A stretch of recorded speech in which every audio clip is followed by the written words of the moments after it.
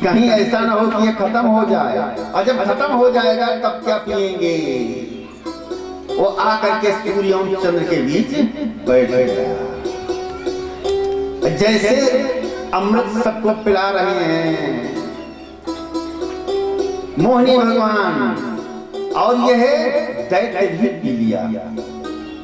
और जैसे पी लिया देवगुरु बृहस्पति ने इशारा कर दिया, देखिए प्रभु ये कौन है। उसी वक्त मोहिनी रूप धारण किए हुए विष्णु भगवान ने सुदर्शन चक्र से सर काट दिया, लेकिन अमृत पान कर चुके थे इसलिए दो हो गए, राहु एवं केतु।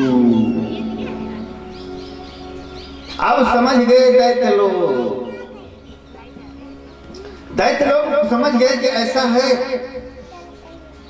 कि ये जो है और कोई नहीं है, तो विष्णु भगवान हैं। अब तो दैत्य लोग मारने के लिए दौड़ पड़े, और देवता लोग इस समय पर अमृत पी करके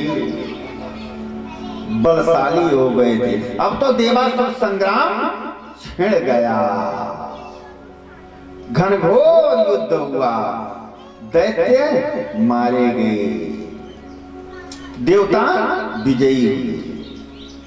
चले गए देवगुरु बृहस्पति, दैत्य गुरु शुक्राचार्य के पास चले गए। जितने थे दैत्य, देवताओं का साम्राज्य हो गया। शुक्राचार्य जी ने कहा क्या बताएं, हर जगह तो हमसे पूछते हैं लेकिन यहाँ नहीं पूछते हैं, कहा क्या करें। अब बताइए, हमको स्वर्ग का साम्राज्य चाहिए। कहा अगर आपको स्वर्ग का साम्राज्य चाहिए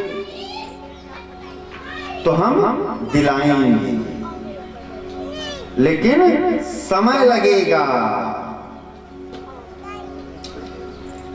इसके बाद कथा आती है भक्त प्रहलाद, सप्तम स्कंद। पुनः अष्टम स्कंद में फिर वामन भगवान की कथा आवेगी। भक्त प्रहलाद के पिता हुए हिरण्याकश्यप। कल के प्रसंग में हमने बताया था कि हिरण्याक्ष एवं हिरण्याकश्यप दो भाई, जिसमें हिरण्याक्ष का वध जो है जब विष्णु भगवान शुक्रा अवतार लेकर के कर दिए, तब जो है हिरण्याकश्यप क्रोध में आया, और क्रोध में आने के बाद कहा कि ऐसा है कि हम उस विष्णु को जीवित नहीं छोड़ सकते, हम उससे युद्ध करेंगे। ऐसा निश्चित किया, और निश्चित करने के बाद शुक्राचार्य के पास आए। और शुक्राचार्य जी के पास जैसे पहुंचे, वैसे शुक्राचार्य जी से कहा कि गुरुदेव जी मेरे भाई को विष्णु ने मारा, अब मैं उसका बदला अवश्य लूंगा, कुछ उपचार बताएं। शुक्राचार्य जी ने कहा कि नहीं ले सकते। कहा क्यों? क्या विष्णु के पास अधिक है और मेरे पास नहीं है। शुक्रा जी ने कहा तप बल कि तप बल रचई प्रपंच विधाता, तप बल रचई प्रपंच विधाता, बल रचई प्रपंच विधाता, तप बल विष्णु सकल जगता,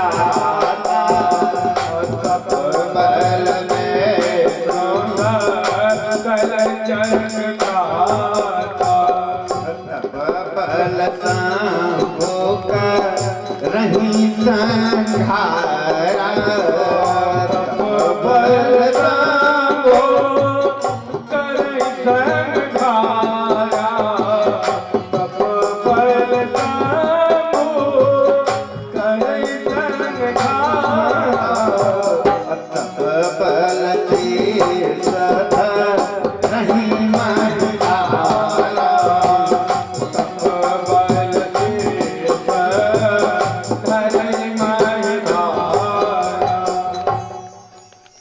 शुक्राचार्य ने हिरण्यकश्यप से कहा कि वही तपबल तुम्हारे पास नहीं है। अब तपबल अगर हो जाए तो कुछ भी कोई भी कार्य असंभव नहीं है। कहा कि मैं तपस्या करूंगा, निश्चित करूंगा। कहा कि ठीक है, जाओ तपस्या करो। तुरंत हिरण्यकश्यप आया अपने राज्य में, मंत्री को बुलाया और मंत्री को बुलाने के बाद कहा कि ऐसा है कि कल मैं तपस्या करने के लिए जाऊंगा और विष्णु जो है इन्होंने मेरे भाई का वध किया है और हमारे दैत्य कुल पर हमेशा अत्याचार, पापाचार, दुराचार करता चला आया है और इसका वध मैं निश्चित करूंगा। मंत्री से कहा कि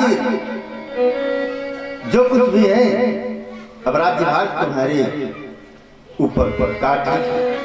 अगले दिन चल दिए और जैसे अगले दिन गए हिरण्यकश्यप और जैसे तपस्या जंगल में पहुंच करके तपस्या करने के लिए उद्यत हुए कि वहीं पर दो पंछी थे और बोल रहे थे सीताराम सीताराम। अब तो क्या था कि हिरण्यकश्यप ने सोचा कि आज का मुहूर्त ठीक नहीं था, आज हम तपस्या नहीं करेंगे। और क्यों नहीं करेंगे कि हम जो तपस्या करने के लिए आए हैं विष्णु से हमारा विरोध है और यहाँ के पंछी तो लग रहा है उन्हीं के भक्त हैं, सीताराम सीताराम बोल रहे हैं, इसलिए हम तब नहीं करेंगे। वापस आ गए और जैसे वापस आए, वापस आने के बाद मंत्री ने देखा, कहा महाराज जी कैसे वापसी हो गई। कहा क्या बताएं, जैसे तपस्या करने के लिए उद्यत हुए दो पंछी सीताराम सीताराम बोल रहे थे और यह बात हिरण्यकश्यप की धर्मपत्नी कयाधु